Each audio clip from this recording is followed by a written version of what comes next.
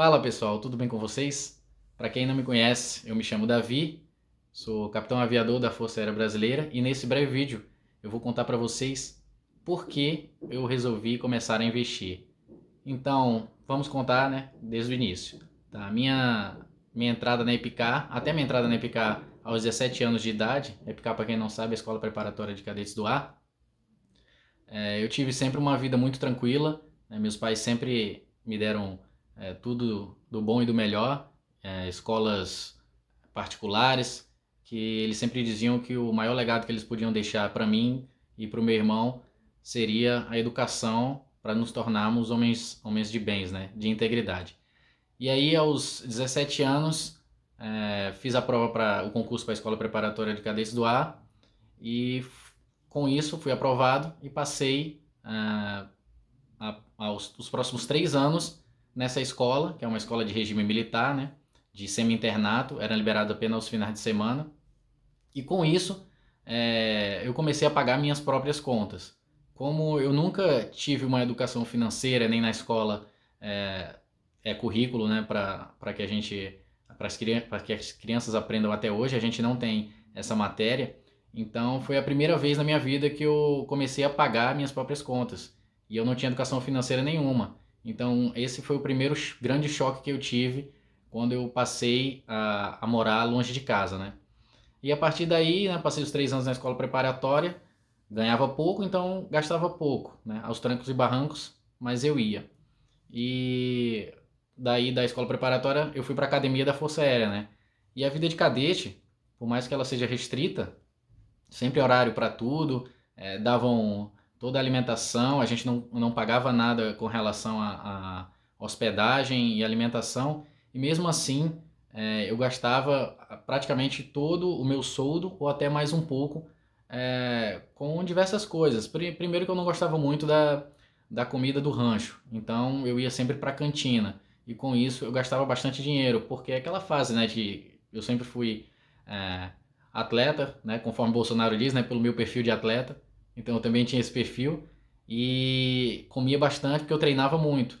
E com isso, todo dia eu praticamente gastava mais do que o que eu ganhava dividindo o meu soldo pelos dias, né? E com isso eu comecei a dever, a pedir dinheiro para o meu irmão ou para os meus pais para pagar a conta na cantina todo final de mês, tá?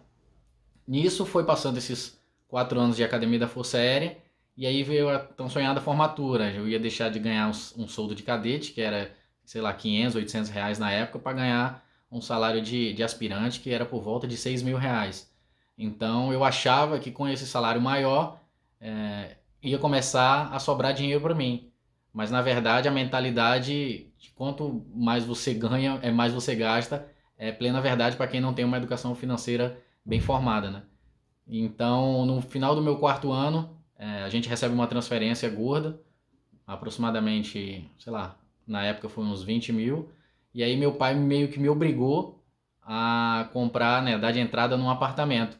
E isso para mim foi uma das grandes coisas, né, dos grandes resultados que eu tive na minha vida até hoje, foi essa obrigação, né, que por mais que eu tenha meu dinheiro, seja independente na época, a gente sempre escuta os mais velhos, né, e pelo respeito ao meu pai, eu e meu irmão, a gente se juntou, né, nós nos juntamos e demos entrada nesse apartamento e começamos a aumentar o nosso patrimônio aos poucos, tá? Então, como eu disse, né, já esperava esse aumento de salário e quando vinha né, o soldo todo mês, no início, né, eu ficava bastante feliz, porém a minha pouca, quase nenhuma educação financeira me fazia sempre gastar além do que eu ganhava, né? Então eu sempre ficava no cheque especial e o cartão de crédito da fatura vinha bastante alto. Com isso foi se tornando aquela bola de neve que todo mundo sabe como é. E aí eu comecei a fazer empréstimo consignado. Eu me achava esperto porque eu fazia um empréstimo consignado que tinha os juros bem menores do que o cartão de crédito e cheque especial para cobrir. Só que o que eu fazia? Quando eu tinha 5 mil reais para pagar o cheque especial e o cartão de crédito, eu pegava esses 5 mil e pegava mais 2 mil, que é para eu poder gastar no mês. Aí eu pegava esses 7 mil e ainda gastava muito mais no salário. E aí só tinha piorar, só ficava piorando, piorando, piorando, piorando. Isso tudo, né, na verdade, a gente para satisfazer o ego, né? Então a gente queria parecer bem-sucedido perante a sociedade, para os amigos, mostrar que tinha mais, ou algo do tipo. É o que a gente chama hoje de falta de maturidade, né? E aí até chegou uma época que eu falei, cara, basta. E aí tomei a atitude de tomar as rédeas é, financeiras da minha vida e foi o ponto de inflexão, como o Flávio Augusto fala, né?